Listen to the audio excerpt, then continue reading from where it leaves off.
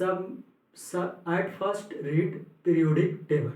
You should have knowledge about periodic table. पहली बार elements को जानने के लिए सबसे पहले जो पढ़ना चाहिए क्लास 10 के सभी बच्चों को, वो पीरियोडिक टेबल ही पढ़ना चाहिए। इससे हमें एलिमेंट्स के बारे में क्या आइडिया मिलता है। और जब तक एलिमेंट्स का आइडिया ना हो, क्योंकि रिएक्शंस में बहुत सारे काम आते हैं, वैलेंसी वगैरह का यूज होता है, तो सबसे पहले आप जो शुरू करेंगे आपको वो पहला ही है पीरियोडिक टेबल।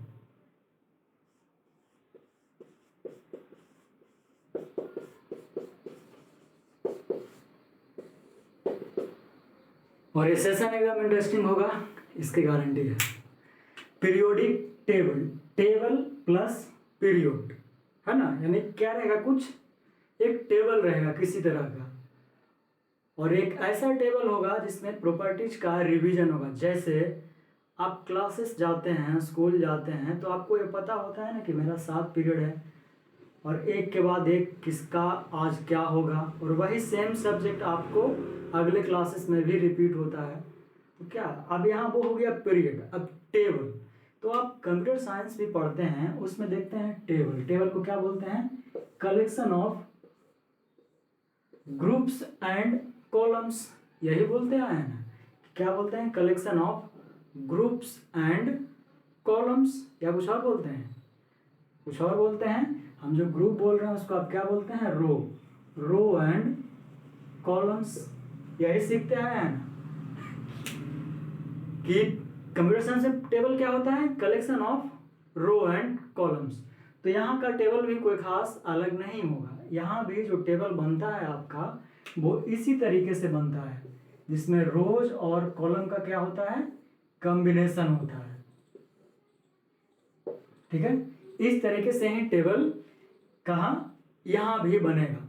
तो अब है पीरियोडिक टेबल, वो तो जनरल टेबल हो गया, हम सिर्फ समझाने के उद्देश्य से लिए थे। ठीक है, so now coming to the main point, what is periodic table, and here we are studying about what, chemistry and especially elements. So what will be in these row and columns, obviously elements will be arranged.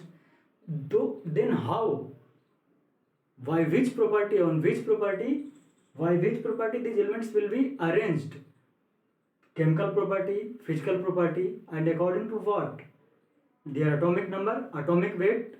So these are the points we are going to discuss here, यही सब points है जो आपको discussion होने जा रहा है। तो अब ध्यान से इसको सुनिएगा।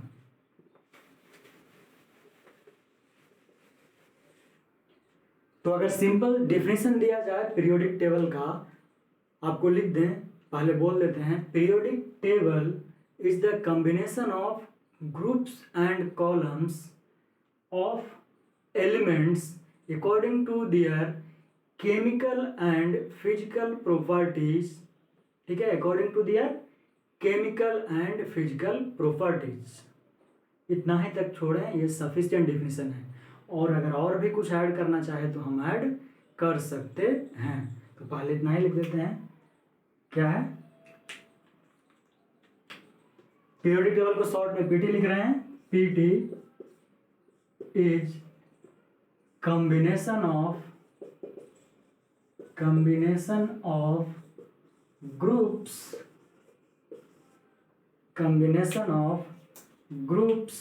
and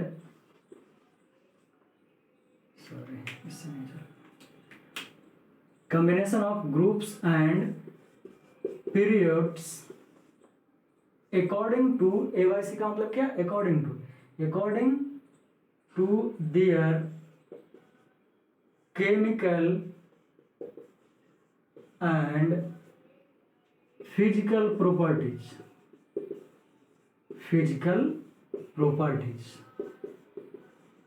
ये है आपका छोटा सा और सिंपल डेफिनेशन। इसमें अगर आप कुछ ऐड करना चाहें तो ऐड भी कर सकते हैं। ये डेफिनेशन क्लियर है?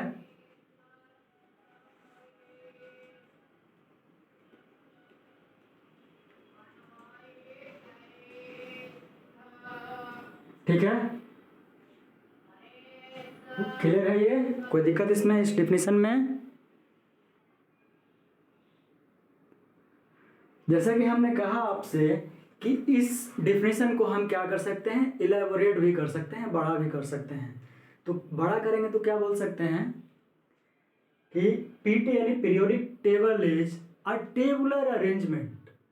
पीरियोडिक टेबल इज क्या है, टेबुलर अरेंजमेंट है किसका, obviously of chemical elements according to their increasing atomic number. अब आ रहे हैं आपको कंप्लीट एक्चुअल डिफिनेशन पे जो आपको बुक्स वगैरह में मिलेंगे। तो ये है नॉर्मली, इस डिफिनेशन को भी कोई नहीं काट सकता, ठीक है। This is the simplest definition you need to remember. So coming to the precise definition, what should we write, periodic table PT is a tabular arrangement of what, obviously chemical elements, ठीक है, according, समझा गया ना। PT is a tabular arrangement of chemical elements, ठीक है। Simple सा इतना भी, आगे भी ऐड कर सकते हैं। आगे ऐड करना हो तो क्या लिखेंगे, ordered by its increasing atomic number, क्योंकि मॉडर्न पीरियोडिक टेबल में एटॉमिक नंबर के अनुसार ही क्या किया गया है, पीरियोडिक टेबल को सजाया गया है। क्लियर है ये, इसमें कोई दिक्कत आप लोगों को? इसी को अगर और आगे बढ़ाना चाहें तो लिख सकते हैं ना कि आप फिर से केमिकल और फिजिकल प्रॉपर्टी ऐड कर सकते थे। What this is sufficient and scientific definition you need to know. ये कंप्लीट डेफिनेशन है। PT is a tabular arrangement of chemical elements ordered by its increasing atomic number, ठीक है। तो ये रहा आपका डेफिनेशन जो आपको क्या करना है, एग्जाम्स में लिखना है, ठीक है। तो अब आते हैं इसका जेनेसिस। जेनेसिस कहने का मतलब मेरा ये है, जेनेसिस का मतलब क्या है हम वो बता रहे हैं कि हिस्टोरिकल डेवलपमेंट। बहुत सारे बुक्स में जो आगे आप 12th में पढ़िएगा तो आपको हिस्टोरिकल डेवलपमेंट की जगह मैक्सिमम जगह क्या मिलेगा, जेनेसिस। जेनेसिस इसी को बोलते हैं हिस्टोरिकल डेवलपमेंट। हिस्टोरिकल डेवलपमेंट किसका, ऑफ पीरियोडिक टेबल। यानी पीरियोडिक टेबल जो आज हम लोग करेंटली पढ़ रहे हैं वो कहाँ से आया, किसने सबसे पहले प्रयास किया। जैसे हम लोग अगर बायो पढ़ते हैं तो जानते हैं ना कि हम लोगों की उत्पत्ति कैसे हुई, how we came on earth, how life exist. उसी तरह से कि आज जो मॉडर्न पीरियोडिक टेबल पढ़ रहे हैं उसको जो आया कंप्लीट मॉडर्न पीरियोडिक टेबल, उससे पहले उसका शुरुआत किसने किया, कैसे हुआ। जो सबसे पहला जो प्रयास आप लोगों को पढ़ना है क्लास 10 के हिसाब से वो है फर्स्ट जेनेसिस में क्या है, डोब्रीनर्स ट्राइड। डोब्रीनर्स ट्राइड या डोब्रीनर ट्राइड्स भी लिखते हैं इसको, आप जैसे लिखें उससे फर्क नहीं पड़ता है, सिर्फ इसको समझिएगा। डोब्रीनर्स ट्राइड। तो सबसे पहला यही इंसान था जिसने क्या किया, सबसे पहले एलिमेंट्स को कुछ प्रॉपर्टी के अनुसार, सम केमिकल प्रॉपर्टी के अनुसार उसको अरेंज करने का प्रयास किया। अब ट्राइड्स नाम क्या पढ़ा है, आगे आते हैं। तो इस इंसान ने यानी डोबरनेर साहब ने भी एटॉमिक वेट को ही क्या माना, एटॉमिक वेट को बेसिस बनाया अपने क्लासिफिकेशन का, ठीक है। किसको बनाया, बेसिस बनाया एटॉमिक वेट को ही। और उन्होंने 3 ऐसे एलिमेंट्स अरेंज किए, मानते हैं अगर ए बी और सी है, तब इन्होंने कहा कि जो बी का एटॉमिक वेट होगा वो अगर ए का x है, y है, तो b का क्या होगा, इन दोनों के एवरेज के बराबर होगा अगर एलिमेंट्स को इंक्रीजिंग एटॉमिक वेट में सजाया जाए तो। बस ये इतना छोटा सा काम किए, ठीक है। छोटा सा है ना इसलिए बोल रहे हैं छोटा सा, सिर्फ 3 ही एलिमेंट्स लिए और इस तरीके से अरेंज किए कि जो मिडिल एलिमेंट हो उसका जो एटॉमिक वेट हो फर्स्ट और लास्ट के एवरेज के मीन के बराबर हो। ये था इनका क्या स्टेटमेंट, जो हम बोल रहे हैं वो स्टेटमेंट था। What he did was just arranged 3 elements according to their increasing atomic weight and stated that the atomic weight of middle element or second element will be average of atomic weight of rest two elements। Clear? दोनों language में बोल दिया आपको clearly, Hindi और English दोनों में भी। सो इसका स्टेटमेंट अब लिख सकते हैं, लिखते हैं इसका statement. He stated that if we arrange elements according to their increasing atomic weight,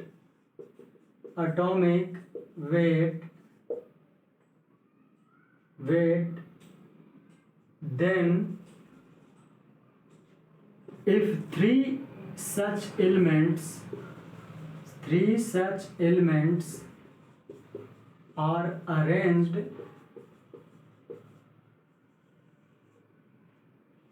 क्या, अब यहीं से ऐड कर दिया, if 3 such elements are arranged, the atomic weight of middle element will be average of atomic weight of rest two elements। ये थोड़ा लंबा आप लोगों को दिख रहा होगा, तो एक्चुअली इसमें पूरा कंप्लीट एक्सप्लेनेशन करने का प्रयास किए हैं। आप इसको एक लाइन में भी लिख सकते हैं कि if 3 elements are arranged according to their increasing atomic number, then the second यानी middle element's atomic weight will be always equal to the average of the rest 2 elements। You can write in that manner too if you want। तो सबको दिख रहा था ना ये जो लिखे हैं? नहीं दिख रहा था तो थोड़ा सा देख लीजिए, नीचे कर देते हैं हम, ठीक है? अब दिख रहा होगा। So this was the what Dobereiner triads. He arranged 3 such elements in such a way that the middle elements average atomic weight, क्या average of atomic weight of rest 2 elements। आपको ABC से एग्जाम्पल से भी बता दिए कि अगर 3 element ABC हो तो इसका जो एटॉमिक वेट होगा AW होगा वो, अगर इसका X और Y हो तो X प्लस y 2 के बराबर होगा। ये था डोवर्नियर का ट्राइड्स। तो ये तो अभी एग्जाम्पल के थ्रू, अब एक्चुअल कौन कौन सा एलिमेंट उन्होंने लिया उसको देखिए।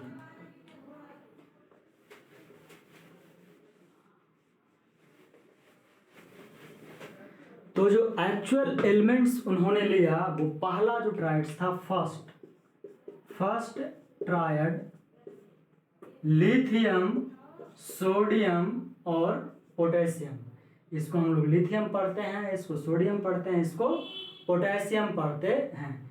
लिथियम इसका एटॉमिक वेट ऑलमोस्ट 7 होता है, इसका 39 होता है, और इनके रूल के अनुसार जो Na का एटॉमिक वेट होना चाहिए वो कितना होना चाहिए?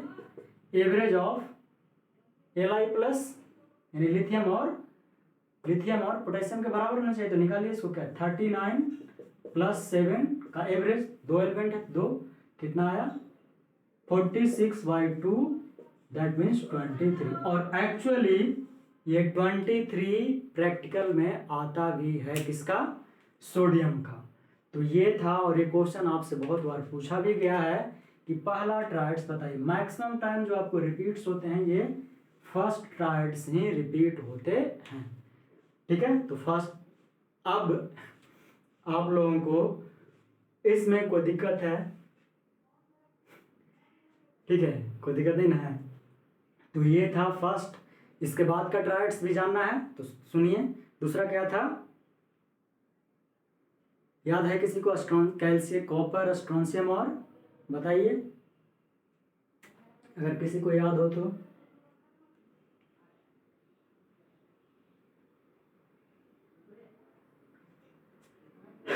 पहला क्लियर है, मिटाते हैं उसके बाद आपको बताते हैं। तो ये था फर्स्ट ट्राइड। अब आइए इनके सेकंड ट्राइड्स पे। तो जो सेकंड ट्राइड था इनका, सेकंड ट्राइड्स वो था कैल्शियम, स्ट्रोंशियम और बैरियम का। इसको कैल्शियम पढ़ते हैं, इसको स्ट्रोंशियम पढ़ते हैं, इसको बैरियम पढ़ते हैं। कैल्शियम का एटॉमिक वेट आपका 40 होता है। स्ट्रोंशियम का हमको पता करना है, तो बैरियम का हमको पता होना चाहिए।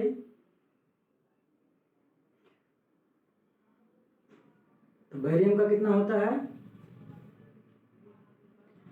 आई थिंक बैरियम का आपको 137 होता है, या 137 होता है बैरियम का। तो इसका एटॉमिक वेट क्या हो जाएगा? 40 प्लस 137 डिवाइड बाई 2, 771/2। काटिए इसको, कितना आएगा? ऑलमोस्ट 90 के आसपास, 88.5 ग्राम। ये सारा का सारा क्या होता है? ग्राम में होता है। इस पॉइंट को भी ध्यान रखिएगा, ठीक है। तो ये था सेकेंड ट्राइड किनका? डोवर्नियर्स का। कोई भी एक ट्राइड आपसे पूछ सकता है, लेकिन जो मैक्सिमम जो पूछा है वो वही पूछा है, ठीक है। ये हम बोल रहे थे। तो ये है सेकेंड ट्राइड्स। अब थर्ड ट्राइड्स आसान करना और बहुत ही आसान है। वो सीधा हाइड्रोजन ग्रुप क्लोरीन, ब्रोमीन और आयोडीन को रख देते। तो थर्ड ट्राइड है वो भी देख लीजिए। देखिए, दिख रहा है ना सभी को? दिख रहा है। जो थर्ड ट्राइड है आपका वो है क्लोरीन, ब्रोमीन और आयोडीन का। क्लोरीन का 35.5 ग्राम होता है। आयोडीन का किसी को पता हो तो बोलिए। आयोडीन का आई थिंक 122 होता है, ठीक है। तो इसका क्या हो जाएगा? 35.5 प्लस 122 डिवाइड बाई 2, ठीक है। अब जो भी आंसर आए वही आंसर होगा। दिख रहा है ना?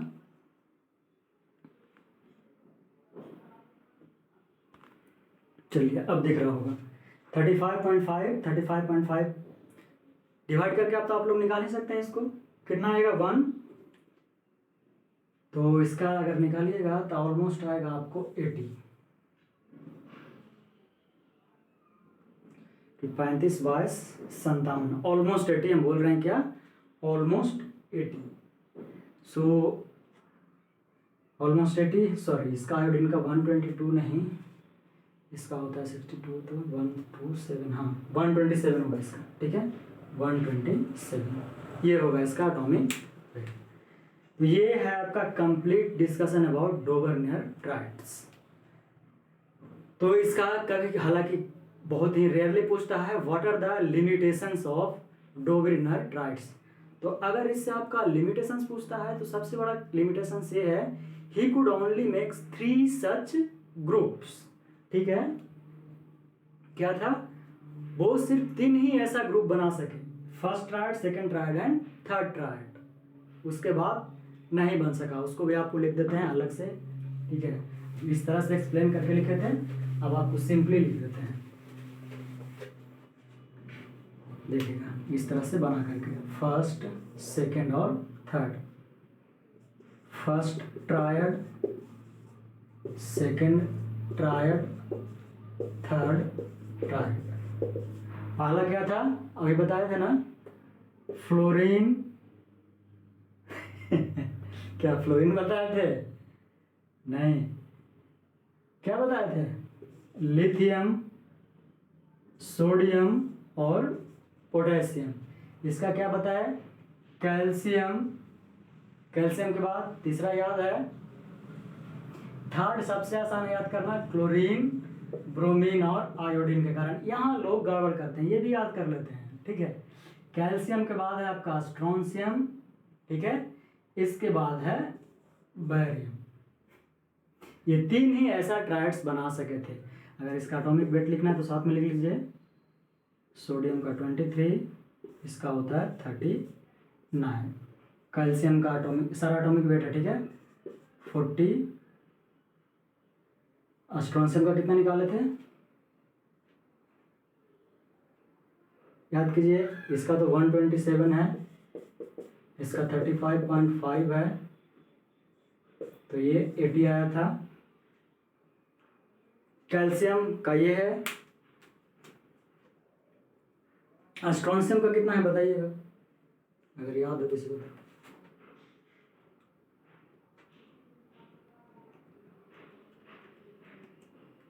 किसी को याद नहीं आया? अरे बैरियम का हम बताया था ना, इसको तो कम से कम याद रखिए, 137, उसी के हिसाब से इसको निकालिए। 87 के आसपास आया था, 87 के पास आया था ना, हमको याद है, आप लोग भुला जाते हैं। सीधा तो था क्या, 40 + 137/2, 771/2 यानी 88.5, यही आया था ना।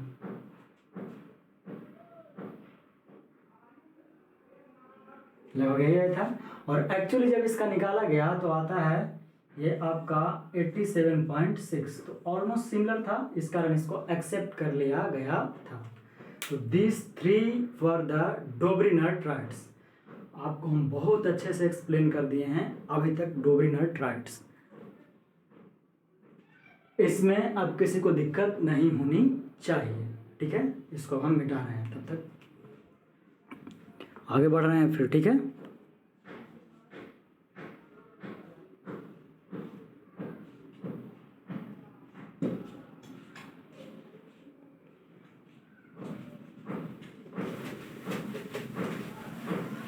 अब आइए इसका लिमिटेशंस पे, डोबरनियर साहब का लिमिटेशंस।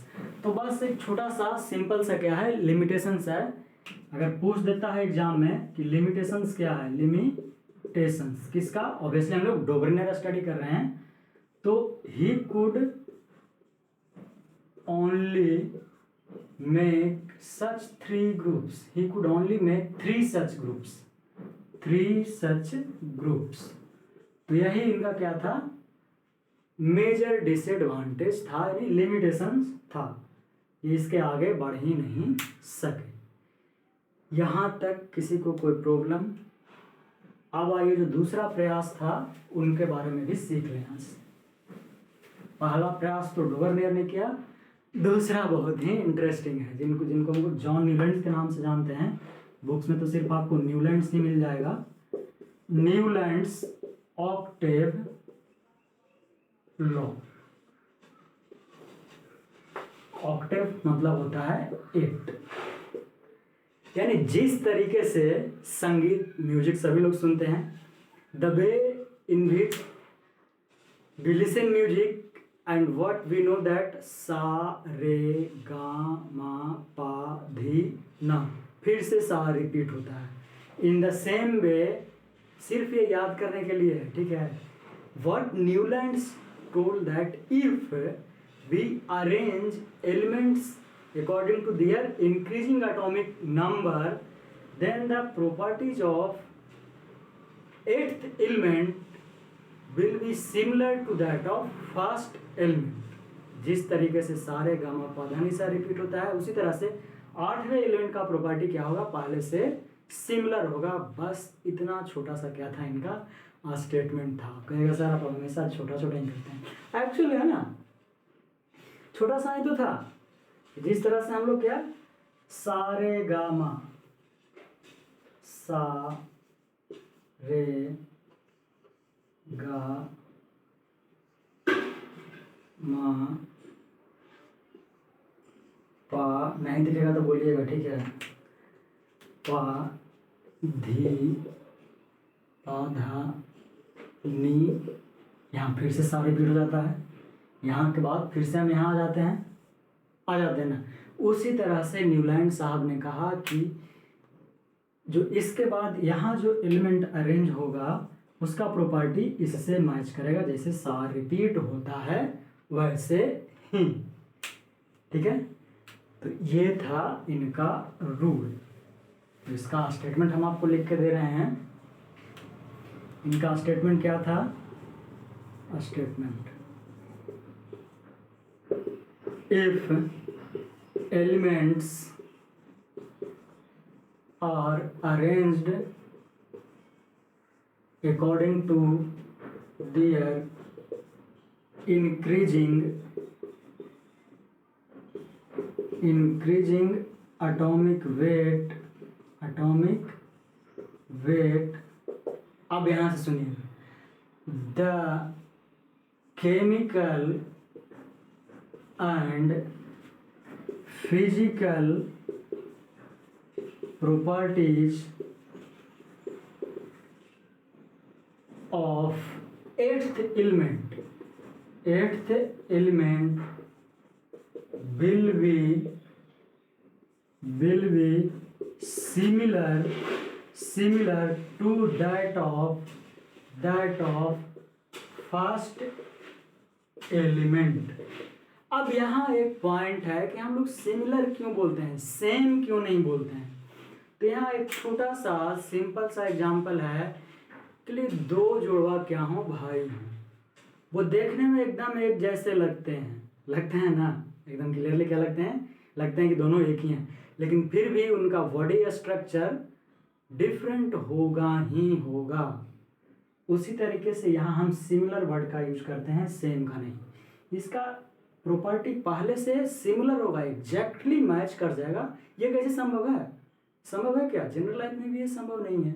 इवन दो जुड़वा भाई बहन भी हों तो भी संभव नहीं है, सभी का बॉडी स्ट्रक्चर अलग हो जाएगा। उसी तरह से यहाँ इसका स्ट्रक्चर बदल जाएगा। हाँ, प्रॉपर्टी वही शो करेंगे, ठीक है, उनका इनहेरिटेंस वही रहेगा, वैसा ही रहेगा, लेकिन वो सिमिलर होंगे, एग्जैक्टली सेम नहीं। तो ये था न्यूलैंड ऑक्टेव लॉ। ये भी जेनेसिस है, ठीक है। यहाँ तक कोई दिक्कत दिख रहा है सभी को?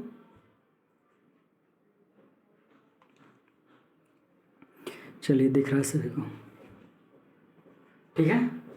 आ गया समझ में? ये था न्यूलैंड साहब का कारनामा। तो इन्होंने जब अरेंज करना शुरू किया, अब सुनिएगा, इन्होंने जब अरेंज करना शुरू किया तो मात्र कैल्शियम तक ही कर सके, जिसका एटॉमिक वेट कितना होता है? 40। तो इनका जो पहला लिमिटेशन आता है वो यही आता है, क्या कि his law could not क्या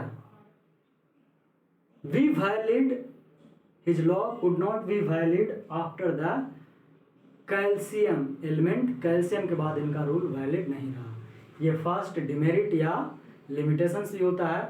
और दूसरा लिमिटेशंस ये है कि he could not explain periodicity of the elements। ये उसमें भी था, उसमें बोलना भूल गए हम, ठीक है, होता है यार, कभी कभी मिस होता है, ऐसा नहीं है, हम बेइंसान नहीं है, ठीक है। तो पीरियोडिसिटी का मतलब आपको बता दिए थे, एग्जाम्पल के थ्रू भी समझाए कि जिस तरह से क्लास में आज अगर मैथ का पहला क्लास है तो कल भी हमको पता होता है कि फर्स्ट क्लास होगा वो मैथ ही होगा, यानी रिपीटिशन होना, रिपीटिशन ऑफ सेम प्रॉपर्टीज। तो पीरियोडिसिटी का मतलब भी वही है कि अगर एक ही चीज़, एक ही प्रॉपर्टी, केमिकल प्रॉपर्टी एक के बाद एक सर्टेन, वो भी क्या होता है, एक सर्टेन पीरियड के बाद क्या हो, रिपीट हो, तो उसको क्या हम लोग बोलते हैं, पीरियोडिसिटी। क्लियर है? तो लिमिटेशंस इसका पूछा हुआ है बोर्ड में। तो लिमिटेशंस में पहला है क्या, his law could only be valid up to calcium. Calcium के बाद इनका लॉ वैलिड नहीं रहा। दूसरा, ये मात्र एक नंबर का क्वेश्चन है, हाँ पूरा पूछेगा तब 2 नंबर का। दूसरा, he could not explain periodicity of elements. Periodicity, बस इतना ही तक छोड़ देते हैं आज, ठीक है, नहीं तो बहुत लंबा खिंच जाएगा। जेनेसिस में ये 2 पॉइंट आपको क्लियर, अगर कहीं भी कुछ भी डाउट हो, ठीक है, तो आप कमेंट सेक्शन में कमेंट करके हमसे पूछ सकते हैं, ठीक है। तो अगले लेक्चर में हम क्या करेंगे वो आपको बताते हैं। मेंडलीव साहब का कंप्लीट डिस्कशन, पूरा क्या मेरिट था क्या डिमेरिट था, अगर टाइम परमिट करेगा तब हम लोग मॉडर्न पीरियोडिक टेबल पे भी आएंगे।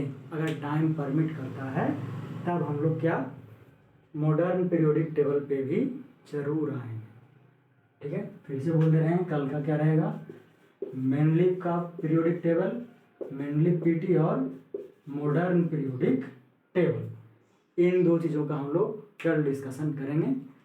अपने से भी पढ़ सकते हैं तो पढ़ के तैयार रहेगा। आपको क्या क्या कन्फ्यूजन रहेगा हमको पता है। लिमिटेशंस में अगर और आप पढ़ सकते हैं तो ट्रांजिशन एलिमेंट्स के बारे में पढ़िएगा, ट्रांजिशन एलिमेंट्स। इसके बाद आप पढ़िएगा alkaline earth, alkali and alkaline दोनों अलग अलग है, एक ही नहीं दे रहे हैं। अल्कलाइन अर्थ मेटल्स क्यों कहते हैं ऐसा, ये रहा आपके लिए होमवर्क, ठीक है। ठीक है बच्चों, तो मिलते हैं अगले क्लास में, तब तक के लिए बाय बाय, टेक केयर, जय हिंद जय भारत।